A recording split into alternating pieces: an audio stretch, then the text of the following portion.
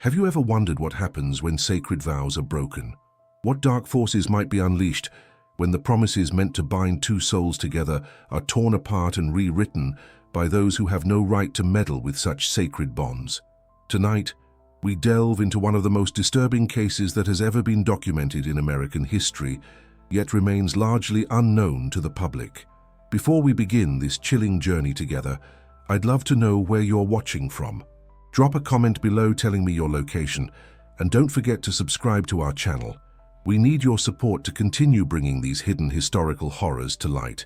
In the autumn of 1895, the small settlement of Hollow Creek, Oklahoma Territory, was a community built on the foundation of honest labor and devout faith. Located just 17 miles east of what would later become Oklahoma City, Hollow Creek had emerged from the land rush of 1889. Most of its 423 residents were settlers who had claimed their parcels of land and worked tirelessly to transform the windswept prairie into a thriving community. The Reverend Thomas Blackwood served as both the spiritual and moral compass for Hollow Creek.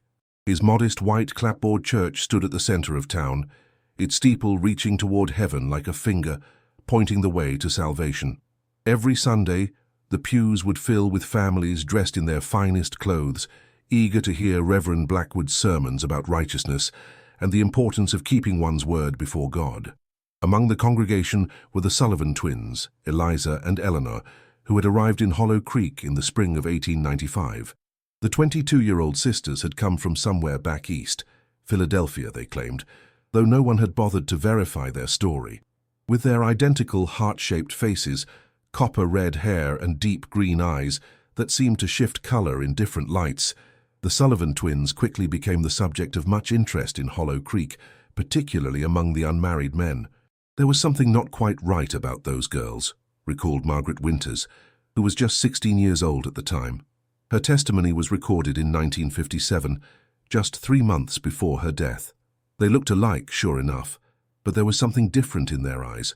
Eleanor's eyes were kind, like a doe's, but Eliza, when she looked at you, it felt like she was peering straight into your soul, deciding whether it was worth taking. What made the Sullivan twins even more intriguing was that they arrived in Hollow Creek with substantial means. They purchased the old Whitaker property on the edge of town, a handsome 2-story house that had stood vacant for nearly 2 years, following the mysterious disappearance of its previous owner. The twins claimed to have inherited money from a deceased uncle, which allowed them to live comfortably, without immediate need for employment. By summer, Eleanor Sullivan had caught the attention of William Hayes, the son of the town's most prosperous merchant. William was considered Hollow Creek's most eligible bachelor, tall and broad-shouldered with honest blue eyes and a gentle demeanor that belied his imposing physical presence. Their courtship progressed rapidly, and by August William had proposed marriage. The engagement announcement was printed in the Hollow Creek Gazette on August 16, 1895. Mr. Frederick Hayes and Mrs. Catherine Hayes are pleased to announce the engagement of their son, William Frederick Hayes, to Miss Eleanor Sullivan, formerly of Philadelphia. The wedding is to take place on October 12th at the First Methodist Church of Hollow Creek, with Reverend Thomas Blackwood officiating. A reception will follow at the Hayes residence. What the announcement failed to mention was the strange reaction of Eliza Sullivan to her twin sister's engagement. According to several accounts, Eliza initially appeared to support the match, helping Eleanor prepare for the wedding and accompanying her to fittings for her wedding dress. However, those closest to the sisters began to notice a disturbing shift in Eliza's behavior as the wedding day approached. "I was helping with the wedding preparations, sewing lace onto Eleanor's veil," remembered Sarah Cooper, the town's seamstress, in a journal entry dated November 2, 1895. Eliza was there watching her sister try on the completed dress. The look on her face, it wasn't jealousy exactly, it was something deeper, more possessive. When Eleanor wasn't looking, Eliza reached out and touched the dress, and I swear I heard her whisper, "It should have been me." When I asked her to repeat herself, she just smiled and said she was admiring my needlework.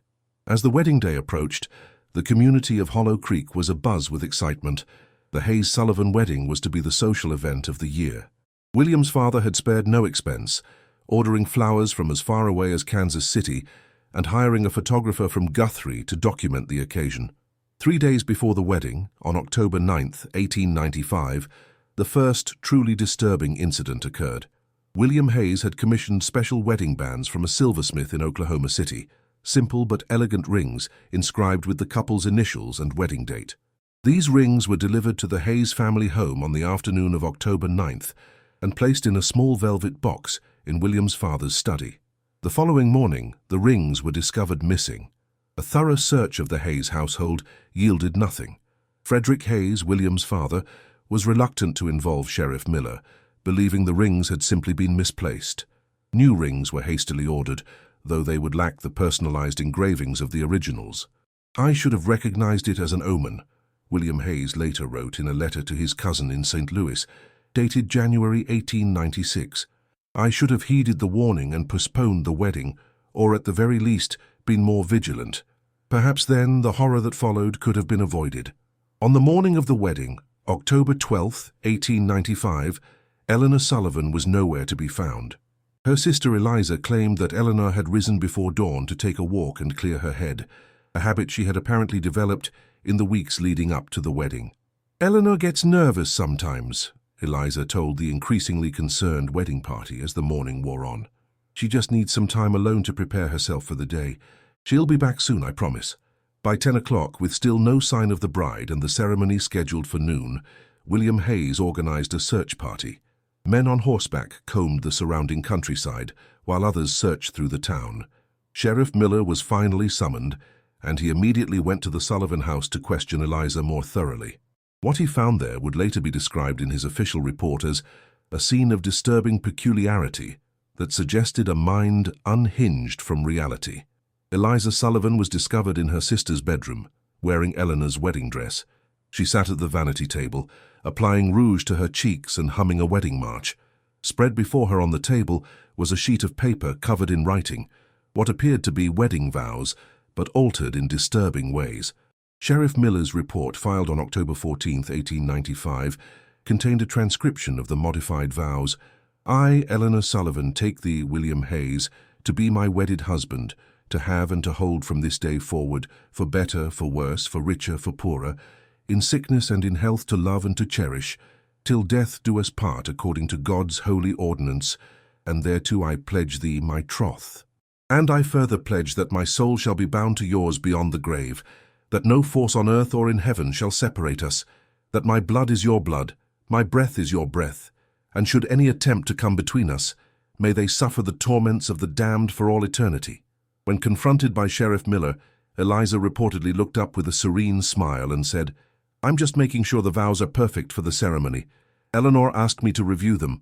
She wants everything to be perfect when she marries William." Sheriff Miller's report continues. Upon further questioning, Miss Sullivan became agitated and insisted that she was, in fact, Eleanor and not Eliza.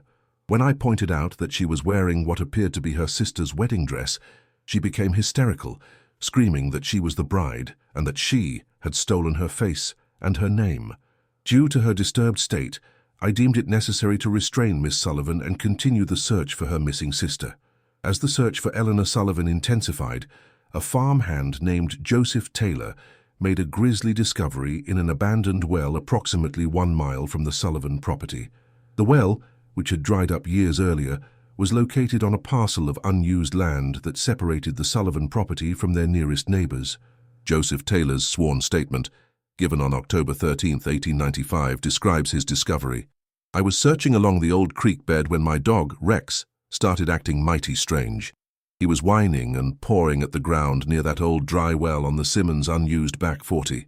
I called him away, but he wouldn't listen, just kept whining and looking down that well. So I went over to see what had him so worked up. At first I didn't see nothing in the darkness, but then I struck a match and held it over the opening. That's when I saw her, lying at the bottom, all crumpled up like a discarded doll.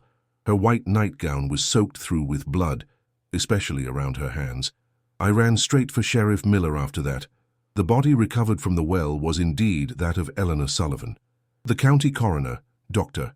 James Wilson, performed an examination and determined that she had died from multiple injuries, consistent with a fall into the well. However, what particularly disturbed Dr. Wilson were the wounds on Eleanor's hands. Dr. Wilson's report stated, Both of the deceased's hands exhibit severe trauma consistent with defensive wounds. However, the most disturbing aspect is that both ring fingers appear to have been severed at the second knuckle with a sharp instrument. The cuts are precise, suggesting they were made with a blade rather than torn or broken in a fall. Given the absence of significant bleeding from these wounds, I believe they were inflicted post-mortem. The missing ring fingers were never found. When Sheriff Miller returned to question Eliza Sullivan about her sister's death, he made another disturbing discovery. Eliza had escaped from the deputy who had been assigned to watch her.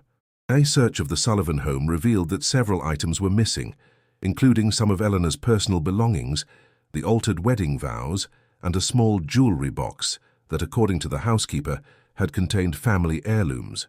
She took only what belonged to Eleanor, the housekeeper, Mrs. Abigail Foster, later testified. Her own things were left untouched, as if she was abandoning her own identity to take on her sister's. William Hayes was devastated by the death of his fiancée. However, his grief soon gave way to a grim determination to find Eliza Sullivan, whom he believed was responsible for Eleanor's death. He organized a posse of local men and set out to track down the missing twin. The search for Eliza Sullivan continued for weeks, spanning across the Oklahoma Territory and into neighboring states. Telegrams were sent to law enforcement agencies throughout the region, carrying descriptions of Eliza Sullivan and warnings that she should be considered dangerous and mentally unstable. On November 7, 1895, nearly a month after Eleanor's death, a startling report came from a small farming community in western Arkansas. A woman matching Eliza Sullivan's description had arrived in town 2 weeks earlier, introducing herself as Mrs. Eleanor Hayes. She claimed to be a recent widow, saying her husband had died in a tragic accident shortly after their wedding. The woman had taken a room at the local boarding house and kept largely to herself, though several residents noted her habit of talking to herself and her peculiar attachment to a small velvet pouch she wore on a cord around her neck. Sheriff Miller and William Hayes immediately traveled to Arkansas to investigate. By the time they arrived, however, the woman had vanished, leaving behind few clues as to her destination. The owner of the boarding house reported that the woman had settled her bill and departed without explanation, mentioning only that she needed to reunite with her beloved. She seemed sad but determined, the boarding house owner, Mrs. Gertrude Clark, told Sheriff Miller. The night before she left, I heard her through the wall, reciting what sounded like wedding vows over and over again. It was unsettling, like a prayer or an incantation, and she was wearing a ring on a chain around her neck, said it was her wedding band, though it looked too large for a woman's finger. The trail went cold after Arkansas. Despite continued efforts, Eliza Sullivan seemed to have vanished into thin air. William Hayes eventually returned to Hollow Creek, a shadow of his former self. Those who knew him said he was haunted by Eleanor's death and by the knowledge that her killer, her own twin sister, remained at large. In the months that followed, Hollow Creek was plagued by a series of unsettling events. Livestock were found mutilated in ways reminiscent of ritual sacrifice. Strange symbols appeared carved into the doors of several homes, including the Hayes residence and Reverend Blackwood's church. Most disturbing were the reports of a woman in a white dress seen wandering near the old dry well at dawn, apparently reciting something in a language no one recognized. "It wasn't any tongue I ever heard," reported Daniel Oakes, a cattle hand who claimed to have encountered the woman while riding to work before sunrise. "It didn't sound like words a person should be able to make.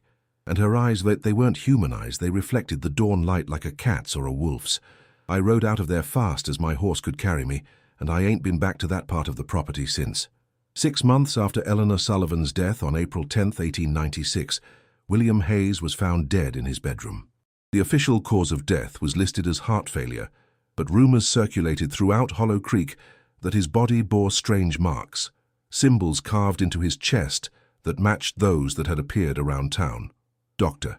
Wilson's official report made no mention of such marks, though years later, his grandson would discover a personal journal in which the doctor described unusual lacerations on the deceased's chest, forming a pattern that suggests deliberate design rather than random injury. Most disturbing was the absence of the ring finger on his left hand, removed with surgical precision. Following William's death, Frederick and Catherine Hayes left Hollow Creek, unable to bear the tragedy that had befallen their son. The Hayes store was sold, and the family home remained vacant for years, with locals claiming it was haunted by the spirits of William and Eleanor. Reverend Blackwood, increasingly troubled by the events in his community, began researching occult practices and rituals that might explain the disturbing pattern of events. His personal journal, discovered after his death in 1921, revealed a man struggling to reconcile his faith with the darkness he sensed encroaching on Hollow Creek. "I fear we face something beyond my understanding," he wrote on December 18, 1896. "The symbols, the mutilations, the whispers of a woman reciting perverted vows at dawn, they speak of an ancient ritual, a binding of souls not sanctioned by God, but by darker forces. I have written to a colleague at Miskatonic University who has knowledge of such arcane matters. May God forgive me for seeking understanding in such places, but I fear for the souls of my congregation." The response Reverend Blackwood received from his colleague, Professor Martin Chambers of Miskatonic University, offered a disturbing interpretation of the events in Hollow Creek. "What you describe bears striking resemblance to the ritual of Gemini binding, documented in several obscure texts dating back to 16th century Europe. The ritual was allegedly practiced by twins who sought to merge their identities and destinies, often motivated by jealousy or a perverted sense of love. The ritual requires the blood sacrifice of one twin, the theft of a symbol of union, typically a wedding ring, and the recitation of corrupted vows at dawn for 7 consecutive days. Most disturbing is the final requirement, the taking of the ring finger from both the sacrificed twin and their betrothed, creating a triangle of power that supposedly allows the surviving twin to absorb the essence and destiny of the other. If your community has indeed witnessed such a ritual, I urge caution. The text suggests that the ritual, if completed, creates a being neither fully human nor fully spirit, a hybrid entity able to move between worlds and assume multiple identities. More alarming still, the ritual is said to create a bond that transcends death, allowing the practitioner to return generation after generation to repeat the cycle of sacrifice and absorption. Reverend Blackwood shared this disturbing information with Sheriff Miller, who dismissed it as superstitious nonsense. However, the sheriff did agree to place a watch on the old Sullivan property, which had remained vacant since the twins' arrival and subsequent disappearance. On October 12, 1896, exactly 1 year after the planned wedding of William Hayes and Eleanor Sullivan, the Sullivan house burned to the ground. The fire was so intense that nothing remained but ash and twisted metal. The cause was officially ruled as unknown, though several witnesses claimed to have seen 2 identical women walking hand in hand into the burning building as it was consumed by flames. "They were smiling," reported Jonathan Pierce, who had been among the first to notice the fire, "walking straight into that inferno like they were entering a church for Sunday service, and they were wearing identical white dresses, like wedding gowns. I called out for them to stop, but they either didn't hear me or chose to ignore me. By the time the bucket brigade arrived, the house was fully engulfed. No one could have survived. No bodies were recovered from the ashes of the Sullivan home." In the decades that followed, the story of the Sullivan twins and the Hayes family gradually faded from public memory, becoming little more than a local legend told to frighten children, a cautionary tale about the dangers of jealousy and obsession. The land where the Sullivan house once stood remained vacant, with multiple attempts to build on the property abandoned after workers reported strange phenomena. Tools disappearing, unexplained cold spots, and the sound of a woman reciting vows at dawn. In 1927, during the construction of a new county road, workers excavating near the site of the old dry well made a macabre discovery. Buried approximately 6 feet below the surface were 2 small velvet pouches. Inside each pouch was a desiccated human finger, each bearing a gold wedding band. One of the rings bore the inscription WH to ES, October 12, 1895. The fingers and rings were turned over to the county sheriff, who placed them in the evidence locker. 1 week later, they vanished without explanation, and the deputy on duty reported seeing a woman with copper-red hair leaving the sheriff's office before dawn. When pursued, the woman seemingly vanished into thin air. The disappearance of the evidence in 1927 marked the beginning of a disturbing pattern that would continue for decades. Every 30 years, the span of a generation, Hollow Creek and surrounding communities would experience a series of events eerily similar to those of 1895. Doses. Lawrence Winters, a professor of folklore at the University of Oklahoma, began documenting these occurrences in the late 1960s after stumbling upon Reverend Blackwood's journals in the archives of the Oklahoma Historical Society.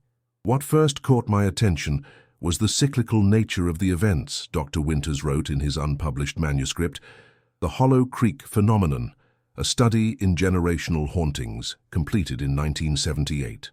Beginning in 1895 and recurring in 1925, 1955, and again in 1985, the pattern is unmistakable. In each case, twin sisters arrive in a community within a 100-mile radius of the original Hollow Creek site. One twin becomes engaged, only to disappear or die under mysterious circumstances before the wedding. The surviving twin vanishes, often taking with her personal items belonging to her sister. Within a year, the fiancé dies, typically found missing a ring finger, and in each case witnesses report seeing two identical women near the site of the original twins' death on the anniversary of the tragedy. Perhaps the most well-documented of these recurrences took place in Riverdale, Oklahoma, a small community approximately 70 miles south of the original Hollow Creek site, in 1955. On March 3, 1955, sisters Margaret and Martha Collins arrived in Riverdale, claiming to be the nieces of former residents. The 22-year-old identical twins, with their striking copper-red hair and unusual green eyes, quickly integrated into the community. They purchased a modest home on the outskirts of town with what they claimed was inheritance money from their recently deceased parents. By June, Martha Collins had become engaged to James Russell, the son of the town doctor. Their wedding was scheduled for September 17, 1955. 3 days before the wedding, the custom rings ordered by James Russell vanished from his father's study. The next morning, Martha Collins disappeared. Her body was discovered 2 days later in an abandoned storm cellar half a mile from the Collins property. The medical examiner noted that both of her ring fingers had been severed post-mortem. Margaret Collins disappeared the same day her sister's body was found. Despite an extensive search, she was never located. James Russell became increasingly paranoid in the weeks following Martha's death, claiming to see her, or someone who looked exactly like her, watching him from a distance.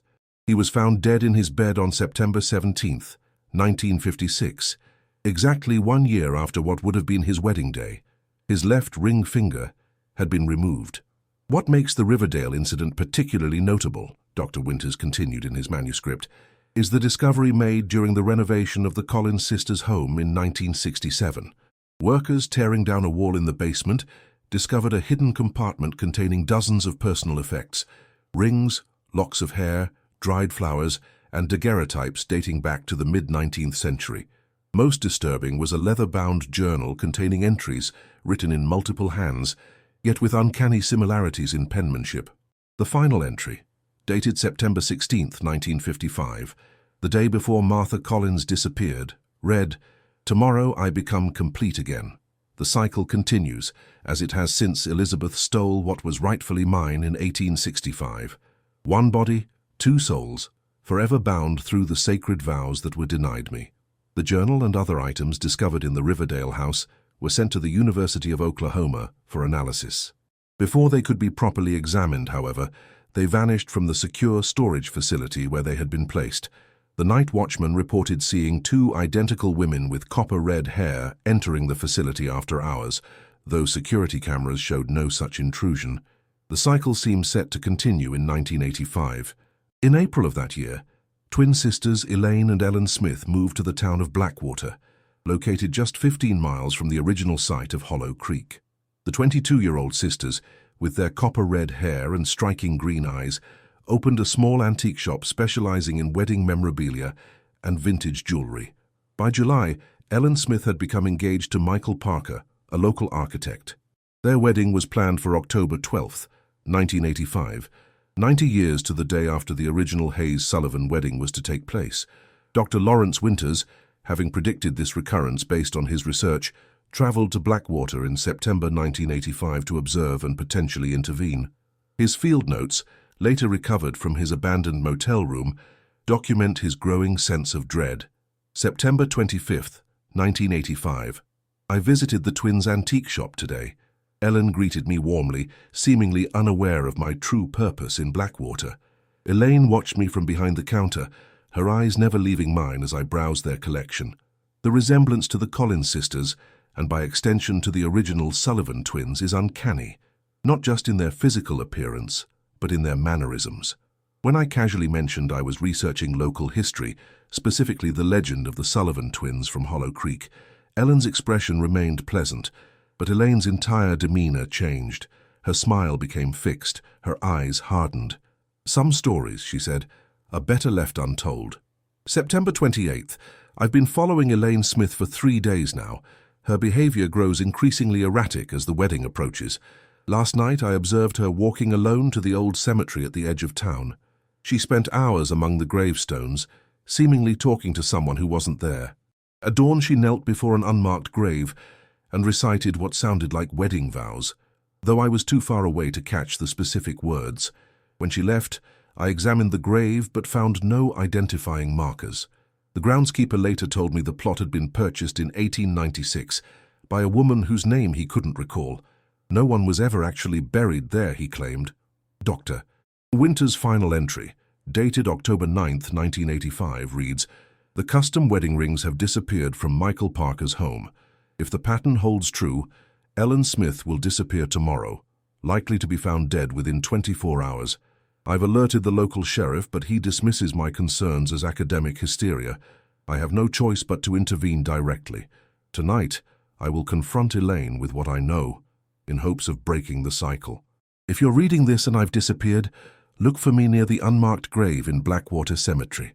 Dr. Winters vanished that night. His car was found abandoned near the cemetery, with his room key and wallet still inside. The local authorities conducted a brief search, but found no trace of the professor. On October 10th, as Dr. Winters had predicted, Ellen Smith disappeared. Unlike previous iterations of the cycle, however, her body was never found. Elaine Smith also vanished, leaving the antique shop locked with a sign on the door that read, "Closed for a family wedding." Michael Parker, Ellen's fiancé, became increasingly unstable in the days following his fiancée's disappearance. He claimed to see both Ellen and Elaine watching him from a distance, sometimes separately, sometimes together. Most disturbing were his claims that they would speak to him in unison, reciting their wedding vows and promising that they would be united soon. "They're not human," Parker told his friend David Morris in a recorded conversation on October 30th, 1985. "Or maybe they were once, but not anymore. Ellen told me, after she disappeared, that they've been doing this for over 120 years, since the first twin had her identity and her fiancé stolen. Now they take turns," she said. "One twin in each generation gets to be the bride, while the other orchestrates the sacrifice. But they're really the same entity now, two bodies sharing one corrupted soul." Michael Parker was found dead on October 12, 1986, 1 year after what would have been his wedding day. As with the previous victims, his left ring finger had been removed. The medical examiner also noted unusual scarring on his chest, forming a pattern that one consultant described as reminiscent of ancient binding symbols used in certain arcane European rituals. In the weeks following Parker's death, the Blackwater antique shop was cleared out by two women claiming to be cousins of the Smith twins. Witnesses later recalled that the women looked remarkably like Elaine and Ellen, only older, perhaps in their 40s rather than their 20s. The shop remained vacant for years, with potential renters reporting strange phenomena: the sound of two women reciting vows in unison, the smell of old perfume and decay, and unexplained cold spots throughout the building. The 1985 iteration of the cycle added a new dimension to Dr. Winters' research, suggesting that the phenomenon was not simply a haunting or a copycat crime, but something far more insidious, an entity or entities capable of physical manifestation, aging, and adaptation. This brings us to 2015, exactly 120 years after the original Sullivan-Hayes incident, and 30 years after the Smith-Parker tragedy. Based on the established pattern, another manifestation was due. In February 2015, twin sisters Catherine and Caroline Turner arrived in the city of Norman, Oklahoma, home to the University of Oklahoma and located approximately 40 miles from the original Hollow Creek site. The 22-year-old sisters, with their copper-red hair and distinctive green eyes, enrolled as graduate students in the university's anthropology department, specializing in folklore and ritualistic practices of 19th-century America. They were brilliant, recalled Dr. Samantha Jenkins, who served as their academic advisor. Their knowledge of obscure rituals and binding ceremonies was extraordinary, far beyond what you'd expect from first-year graduate students. They seemed particularly interested in twin-related folklore and marriage customs. In retrospect, I should have recognized the signs, especially given my familiarity with Dr. Winter's work on the Hollow Creek phenomenon. But they were so convincing, so normal in most respects, that I never made the connection until it was too late. By May, Caroline Turner had begun dating Professor Daniel Mitchell, a 34-year-old assistant professor in the archaeology department. Their relationship progressed rapidly, and by August they were engaged to be married. The wedding date was set for October 12, 2015.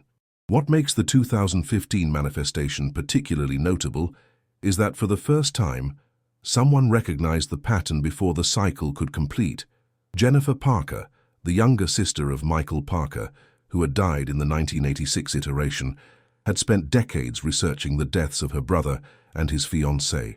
Her investigation had led her to Dr. Winter's unpublished manuscript and to the historical records of the Sullivan, Collins, and Smith twins. When Jennifer Parker saw a university newspaper photograph of Caroline Turner and her fiancé in September 2015, she immediately recognized the pattern. The copper-red hair, the green eyes, the engagement leading up to an October wedding. It was happening again. I knew I had to act quickly, Parker later wrote in her self-published account. Breaking the Cycle, my confrontation with the Hollow Creek entity, released in 2017. I had approximately 3 weeks before the engagement rings would disappear, signaling the beginning of the end for Caroline Turner and Professor Mitchell. I contacted the Norman Police Department, but they dismissed my concerns as delusional. I tried to warn Professor Mitchell directly, but he refused to meet with me, likely having been turned against me by Catherine Turner, who I believe had already begun the preliminary phases of the ritual. Undeterred, Jennifer Parker traveled to Norman and began monitoring the Turner sisters. Her journal entries from this period reveal her growing horror as she observed their behavior. September 20th, 2015. I followed Catherine Turner to the university library tonight. She accessed the restricted archives, specifically requesting materials related to Dr. Lawrence Winters and his research. The archivist initially refused her access, but Catherine seemed to change somehow. Her posture, her voice, even her facial expressions shifted subtly. The archivist's demeanor immediately changed, from professional refusal to eager accommodation. Catherine spent 3 hours examining Winter's personal papers, occasionally whispering to herself, or perhaps to someone I couldn't see. September 25th. Caroline and Daniel announced their wedding rings have been custom-made by a local jeweler. I located the shop and spoke with the jeweler, who confirmed that Catherine had been particularly involved in the design process, insisting on specific symbols being engraved on the inner band, symbols she claimed were from Caroline and Daniel's favorite poem, but which I recognized from Dr. Winter's notes as binding runes associated with the Gemini ritual. October 1st. The wedding rings have disappeared from Daniel's office. The campus police are investigating, but I know they won't be found. The cycle has begun. I've tried calling Daniel again, leaving increasingly desperate messages, but he hasn't responded. Time is running out. Caroline will disappear within the next 48 hours. Jennifer Parker's final journal entry, dated October 2nd, 2015, reads simply, "I'm going to their house tonight. I have to try to stop this. If something happens to me, know that it was the entity that has been perpetuating this cycle for generations. Look for me where it all began, the original well site in Hollow Creek." Parker disappeared that night. Her car was found abandoned near the Turner sisters' rental house, with her cell phone and purse still inside. Campus police, now taking the situation more seriously, questioned both Catherine Turner and Professor Mitchell, but found no evidence of foul play. Caroline Turner disappeared on October 3rd, exactly as Jennifer Parker had predicted. Unlike previous iterations, however, her body was discovered quickly, in the basement of the anthropology building in a rarely used storage room. The medical examiner's report noted that she had died from a single stab wound to the heart, with both ring fingers removed post-mortem. The case took an even stranger turn when security footage from the anthropology building was reviewed. The cameras showed Caroline Turner entering the building alone at 5:37 a.m. on October 3rd. 17 minutes later, the same cameras showed Caroline Turner leaving the building. Given that her body was later found inside, investigators initially assumed the footage of her leaving had been tampered with, or that someone else wearing similar clothing had exited the building. However, detailed analysis of the footage revealed subtle differences in gait and posture between the woman who entered and the woman who left. Most disturbing was the timestamp on the exit footage, 5:54 a.m., the exact moment of dawn on October 3rd. Catherine Turner vanished immediately following her sister's death. Professor Daniel Mitchell, devastated by his fiancée's murder, became increasingly paranoid in the weeks that followed. He reported seeing Caroline, or someone who looked exactly like her, watching him from a distance. Sometimes she appeared alone. Other times he claimed to see two identical women standing together, watching him with identical expressions. Campus police, concerned for his mental health, suggested he take a leave of absence. Mitchell refused, insisting that he needed to understand what had happened to Caroline and why. He began researching the history of twin sisters in Oklahoma, eventually discovering the pattern that Jennifer Parker and Dr. Winters had documented before him. "It's not a coincidence," Mitchell wrote in an email to a colleague on December 12, 2015.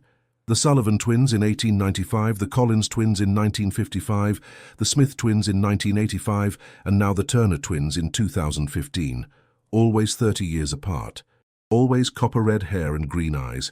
Always an engagement ending in death and disappearance. I found references to even earlier occurrences, twin sisters in Boston in 1865, and possibly even earlier manifestations in England. Something is perpetuating this cycle. Some entity that needs the ritual to continue its existence." Caroline tried to tell me something the night before she disappeared. She seemed confused, almost as if she were fighting against herself. She said, "It's not me, Daniel. It hasn't been me for weeks. She's taking over just like she always does. We're running out of time." Professor Mitchell was found dead in his office on October 12, 2016, 1 year after what would have been his wedding day. As with the previous victims, his left ring finger had been removed. The medical examiner also documented unusual scarring on his chest, forming a pattern identified as binding runes associated with ancient Germanic rituals. In the months following Mitchell's death, university officials ordered a comprehensive review of the Turner sisters' application materials. What they discovered was deeply disturbing. No records existed to verify the twins' claimed background. The transcripts from their purported undergraduate institution appeared authentic at first glance, but proved to be elaborate forgeries. The references they had provided could not be located. It was as if Catherine and Caroline Turner had simply materialized out of thin air. More disturbing still was the discovery made when authorities finally located and searched Jennifer Parker's home in Oklahoma City. Her research materials covered an entire room, with photographs, newspaper clippings, and handwritten notes arranged chronologically on the walls. The timeline she had constructed extended far beyond the cases documented by Dr. Winters, suggesting that the cycle had begun not in 1895 with the Sullivan twins, but centuries earlier. Among Parker's materials was a journal apparently belonging to Elizabeth Sullivan, dated 1865. The journal described Elizabeth's growing concern about her twin sister, Eleanor, and her increasingly disturbing behavior, leading up to Elizabeth's wedding to William Hayes, names identical to those in the 1895 Hollow Creek incident. The journal's final entry, dated May 17, 1865, reads, "Eleanor disappeared last night, taking with her mother's silver scissors and the wedding bands William and I had chosen. I fear what she might do in her disturbed state. She has spoken increasingly of ancient rituals she discovered in grandmother's books, terrible ceremonies that she claims would allow her to make things right and ensure she is the one who marries William. I have asked Father to send men to search for her, but I fear we may already be too late." If Jennifer Parker's research is to be believed, the entity now manifesting as twin sisters every 30 years began as a human, Eleanor Sullivan of Boston, who in 1865 performed a ritual intended to supplant her twin sister as a bride. Something went wrong, or perhaps terribly right from the entity's perspective, and the ritual created something neither fully human nor fully spirit, capable of perpetuating itself through generations by recreating the original conditions of its creation. This brings us to the present day, October 2025. 30 years have passed since the Turner-Mitchell incident. 10 years have passed since the last known manifestation of the entity. According to the established pattern, another iteration of the cycle should be underway. Reports have recently emerged from a small community just outside Oklahoma City of twin sisters with copper-red hair and striking green eyes who have purchased a historic property dating back to the territorial period. The 22-year-old sisters, who introduced themselves as Emily and Emma Williams, claim to be interested in the property due to its historical significance. Local historian Robert Thompson, familiar with the pattern documented by Dr. Winters and Jennifer Parker, has been monitoring the situation with growing concern. They match the description perfectly, Thompson noted in a recent interview. The age, the physical appearance, the interest in local history, particularly marriage customs and rituals. One of them, Emma, has already begun dating the grandson of the original property owner. If the pattern holds true, they'll be engaged by summer, with a wedding planned for October 12th. That would be exactly 130 years after the original Sullivan-Hayes incident. Thompson has attempted to alert local authorities to his concerns, but like those who came before him, he has been largely dismissed. His efforts to locate and warn the young man now dating Emma Williams have similarly been unsuccessful. The entity is adaptable, Thompson explains. It learns from each iteration, becoming more sophisticated in its methods. In the past, it operated in relative isolation, small towns, limited documentation, no internet. But now, with technology and interconnectedness, it's had to evolve.